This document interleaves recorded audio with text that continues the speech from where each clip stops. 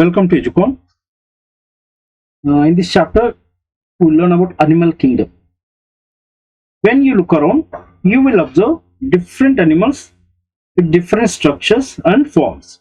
As over a million species of animals have been described till now, the need for classification becomes all the more very important. On daily basis, we are discovering new kind of organism. So classification is the essential tool to describe each and every organism in systematic process. The classification also helps in assigning a systematic position to newly described species. So if any new species has been discovered, so this classification helps in assigning that particular organism to put in particular category of species. So this animal kingdom, we have two sections here. One is basis of classification, another is classification of animals. And what are the basis? So we'll study in basis of classification. In spite of differences in structure and form of different animals, there are fundamental features common to various individuals in relation to the arrangement of cells. We may have a difference between as a mammals, as human, cats, dogs, other mammals which is present on the earth.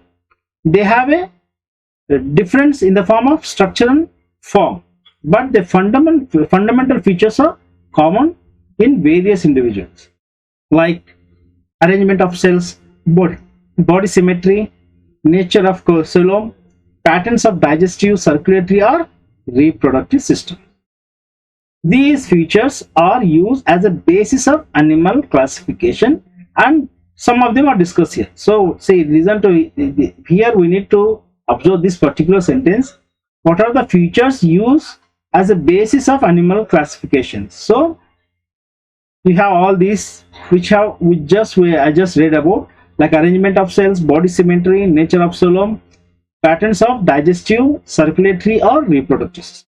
All these are the features used as a basis of animal classification, which we'll discuss in the following sections. First comes to levels of organage.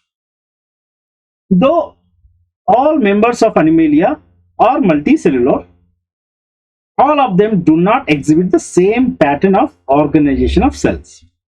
So most of us, all animals are multicellular. Still they exhibit different, they do not exhibit the same pattern of organization of cells. For example, in sponges, the cells are arranged as loose cell aggregates.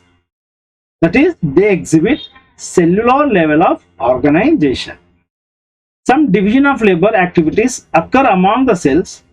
In coelonterates, the arrangement of cells is more complex. Here, the cells performing the same functions are arranged into a tissue. Okay, in coelonterates, where the cells performing the same functions are arranged into a tissue, hence is called tissue level of organization.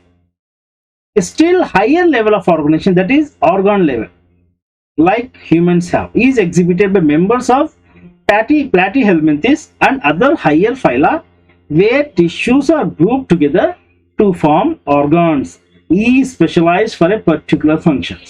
If you take yourself an example, we have organs such as inside we have like liver, stomach, intestine, pancreas. All these they have a independent function associated with those organs which is present in human body.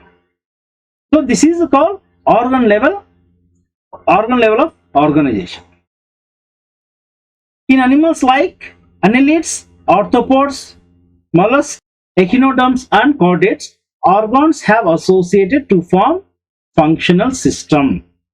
Okay, where in animals like annelids, arthropods, mollusks, echinoderms and chordates, organs have associated to form functional systems, each system concerned with a specific physiological function.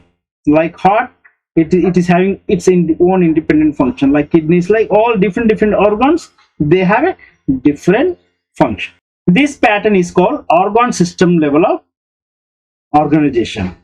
Organ systems in different groups of animals exhibit various patterns of complexities. For example, the digestive system in Platyhelminthes has only a single opening to the outside of the body that serves as mouth and also as anus. Generally, we know what is this mouth and anus. So, in certain species like which belongs to Platyhelminthes, where a single opening is present through which the food is taken and the waste is removed from the body. Okay, so the single opening serve as a mouth and anus. Okay, a complete digestive system has two openings. So that is a partial one, that is incomplete. So the complete digestive system has two openings. One is mouth, another is anus. Similarly, the circulatory system may be of two types. Open type, in which the blood is pumped out of the heart and the cells and the tissues are directly bathed in it. Okay, this is like the heart which pumps the blood into the organism. What happened? The cells will come directly in contact with the blood. Whereas we have another type is closed type circulatory system, in which the blood is circulated through a series of vessels of varying diameters like arteries, veins and capillary. It reaches to different organs in our body. This is called closed type circulatory system. Coming to symmetry. Animals can be categorized on the basis of their symmetry.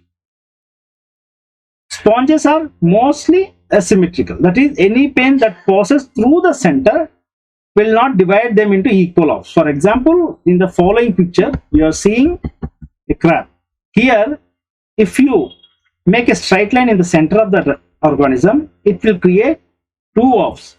So, but in sponges, as mostly they are asymmetrical, means any plane that passes through the center will not divide them, does not divide them into equal halves. When any plane passing through the central axis of the body divides the organism into two identical halves, it is called radial symmetry. We have this image here. This is radial symmetry. So here two identical parts. Okay, this is called radial symmetry. When you pass the line to the center and it is creating two identical halves, this is called radial symmetry. Coelenterate, ctenophores and echinoderms have this kind of body plan, that is radial symmetry. Coming to animals like annelids, arthropods, etc., where the body can be divided into identical left and right halves. Okay, in one plane, in only one plane, which is called as bilateral symmetry. Okay, and we have a perfect example for this here. And this is the crab here. This is the line passing through the organism, to the center of the organism, creating two identical left and right halves. This symmetry is called bilateral symmetry.